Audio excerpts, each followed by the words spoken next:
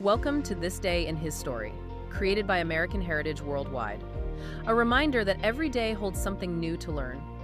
Did you know ancient Rome had vendors who prepared fast food and served it outdoors? Join us as we explore the history of eating on the run from ancient Roman times to today.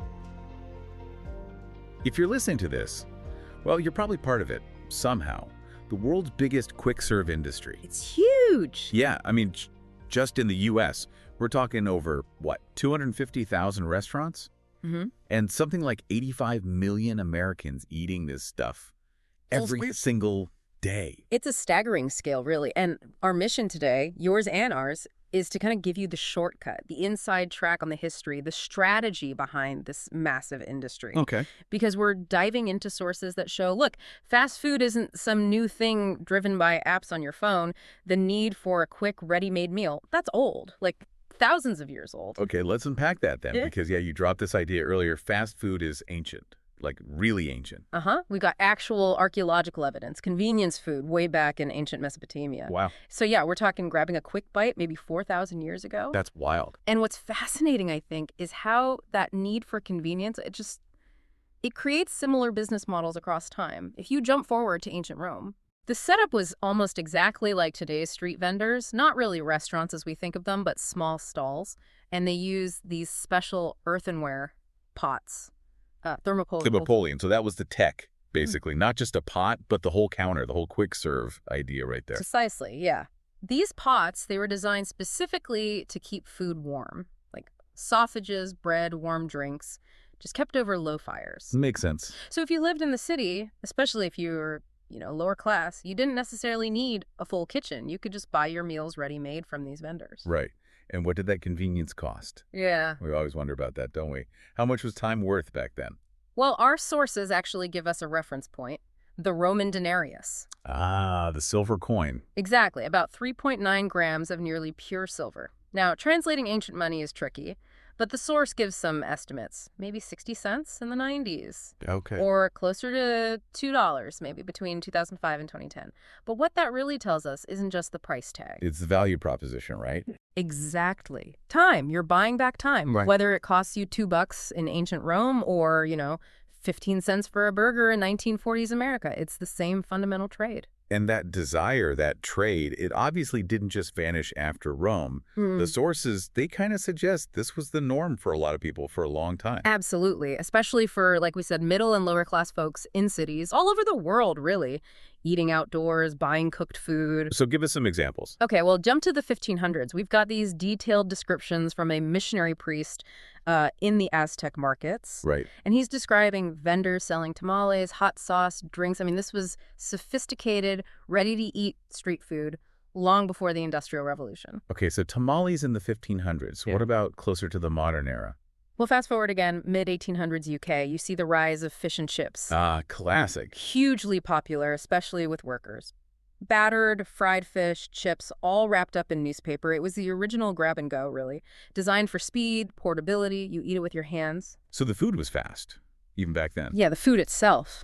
But the system, Yeah. that's different. Mass production, standardization, scaling it up really fast. That feels very American, very 20th century. And that's when things really took off here, right? The 1950s seemed like the explosion point. Drive-ins, roller skates. Totally, that iconic image. And interestingly, the actual term fast food, it didn't even show up in an American English dictionary until 1951. Wow, that late. Yeah, kind of signals when the concept really became, official, institutionalized. But the pioneers, the actual businesses, they started way earlier than the 50s. Oh, yeah. We got to go back to 1921. Okay, here's where it gets really interesting, I think. White Castle, 1921. They were literally making hamburgers out of an old streetcar. In Wichita, Kansas, yeah. And selling that signature slider for just 5 cents. That feels foundational. High volume, low cost. It really was. And just to show how deep those roots go, one of the sources actually mentions work being done to repair the nation's third oldest White Castle location. These places have serious history. That whole era, the 20s, it also gave us the business model that defines fast food today, right? Franchising. Exactly. And we're not just talking about, slapping a logo on something. Well, it's way more than that. It's the whole package. Standardizing the supply chain, replicating the service, making sure that burger tastes exactly the same whether you're in Kansas or California. That level of control. And A&W, they jumped on that really early. Incredibly quick. Yeah. They also opened in 1921, same year as White Castle. But by 1923, they were already offering franchise licenses. They saw the path to scaling up fast. But I mean, the name everyone associates with perfecting that system, that assembly line, it's got to be McDonald's. Right. Though it started small, with the brothers, Richard and Maurice McDonald, San Bernardino, California in 1940. And then Ray Kroc enters the picture. Yeah. He saw what they were doing, made a franchise deal with them, started opening his own places back in Illinois. And then, he eventually bought the brothers out in 1961 for, what was it? $2.7 million, which sounds like a lot, but Considering what McDonald's became. Yeah. Yeah, Kroc's genius wasn't inventing the hamburger. It was seeing the kitchen as a factory. Pure efficiency. And that original menu, it totally reflects that. Hamburgers, 15 cents. French fries, shakes, Coke. Simple, efficient, repeatable. That formula just worked. Still works, pretty much. Though they did add the Happy Meal later on, of course. That fun fact that first showed up in June 1979. Okay, so if McDonald's nailed volume and the assembly line, yeah, who came next? Who built on that? Well, if you want to talk about adding customer experience to that assembly line model, you have to look at Chick-fil-A. Okay. Yeah. They always top those customer satisfaction rankings, right? Consistently #1. It's remarkable. So where did they start? It wasn't always chicken sandwiches, was it? No, it started with S. Truett Cathy. He opened a place called the Dwarf House back in 1946 in Hapeville, Georgia. The Dwarf House, okay. Yeah. And the chicken sandwich idea, apparently, it came about because a local supplier had, too many chicken breasts and came to Cathy. Huh. Necessity is the mother of invention. Pretty much. He figured out the recipe, and the first actual Chick-fil-A restaurant opened in Atlanta in 1967. And now they're huge. I mean, maybe not McDonald's huge in terms of locations. Right. McDonald's is still the global leader there. Yeah. Over 41,800 locations in more than 100 countries. That's massive. But Chick-fil-A, in terms of sales, they're right up there challenging Wendy's, Burger King, Taco Bell. Even without being everywhere, aren't there still some states they're not in? Yeah, that's right. According to the sources, you still won't find a Chick-fil-A in Hawaii, Alaska, or Vermont. Interesting gaps. Let's dig into their strategy, though, because it feels different. One thing that always stands out is Cathy making his kids promise the company would never go public. They signed a contract, right? Yeah, before he passed away in 2014, he locked that in. What does staying private let them do? Strategically, I mean. Oh, it's huge. It's absolutely brilliant from a strategic standpoint. It means they're not constantly chasing quarterly earnings reports for Wall Street. Right, no shareholder pressure every 3 months. Exactly. They can think long term. They can invest heavily in things like customer service, employee training, and benefits, like their famous policy of being closed on Sundays. For rest and worship, yeah. A public company might get hammered for leaving potential sales on the table like that, but being private lets them stick to that principle, which arguably builds incredible brand loyalty and maybe even helps with employee morale and retention. That makes sense. It creates a really distinct identity. And they lean into that, right? The A in Chick-fil-A standing for grade A chicken. And the secrecy around the recipe literally locked in a vault in Atlanta. It all adds to the mystique, the brand story. Oh, and the pickles. Don't they make their own pickles? They do. The sources mention cucumbers soaked in brine for 3 days. Right there on site. It's that attention to detail. Okay, we can't talk Chick-fil-A without mentioning the cows. Absolutely not. The Eat More Chicken campaign from 1995, genius. Those rebel cows painting billboards. So iconic. It really is. And apparently, the sources mention this, the actual cows used in the ads, they have professional caretakers and trainers. Seriously? Yeah, though the trainers do admit teaching tricks to cows takes, and I quote, quite a while. I can imagine.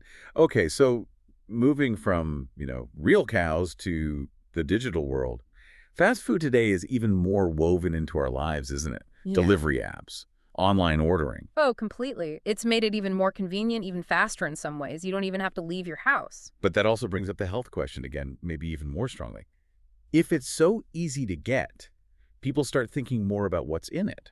Definitely. And the industry has had to respond. There's a real push, or at least a perceived need, to offer healthier options alongside the traditional stuff. The challenge is doing that without losing the speed and, frankly, the taste people expect. So how do they do that? How do they swap out the fried stuff and the heavy carbs for something lighter. Well, they have to innovate the menu, right? And if you, as a listener, are trying to make healthier choices when you hit a fast food spot, the core strategy is usually pretty simple.